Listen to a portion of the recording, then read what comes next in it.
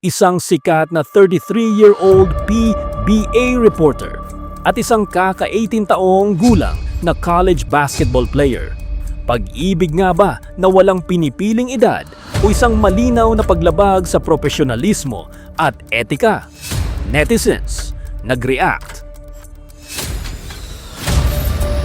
Kapwa sports reporters nagsalpukan. Kung akala ninyo ay simpleng chismis lang ang viral na relasyon ni na Apple David at veteran player Chad Gaman, nagkakamali kayo dahil sa likod ng kanilang 15-year age gap may mas malalim at mas madilim na issue na nagpabiyak sa opinyon ng buong bansa.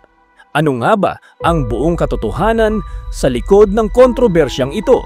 Hindi nagtagal, mismong si Apple David na ang nagkumpirma ng kanilang relasyon.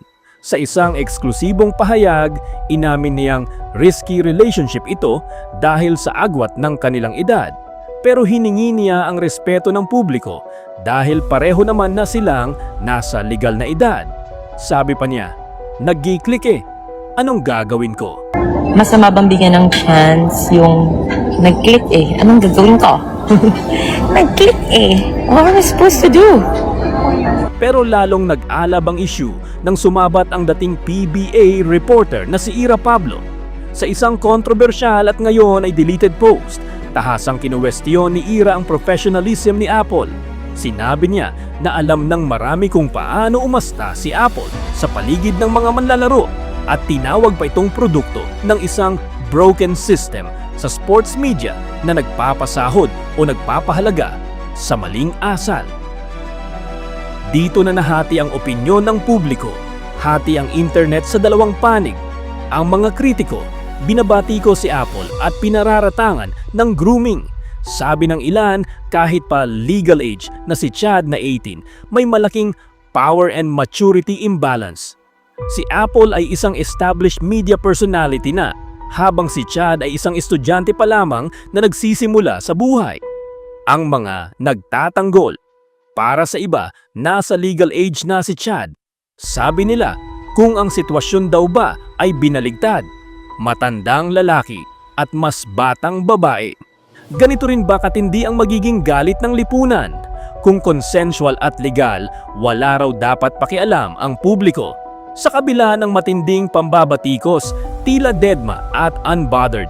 Si Apple David, nag-post pa nga siya ng video sa TikTok na nagpapakita ng kanilang sweet moments tulad ng gym sessions at dinner dates.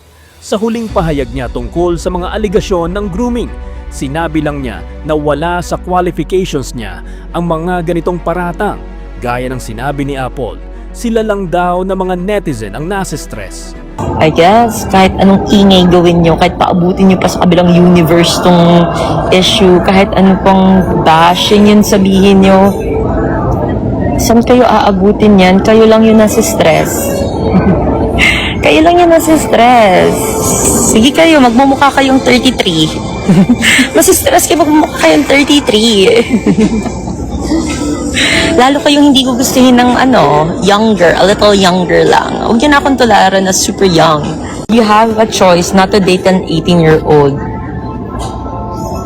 But I also have a choice to masama bang bigyan ng chance yung nag-click anong gagawin ko? Nag-click what am I supposed to do? May question dito, bakit ayaw mo po sa ka-age range nyo? It's fun. Dito talaga nagigets, no? Sa buhay ba natin, lagi tayo nakakapili. Paano yung mga bagay na biglang dumating na lang na sitwasyon? Tapos, sometimes you just can't explain it. I cannot explain it. Kayo, ano ang pananaw nyo rito?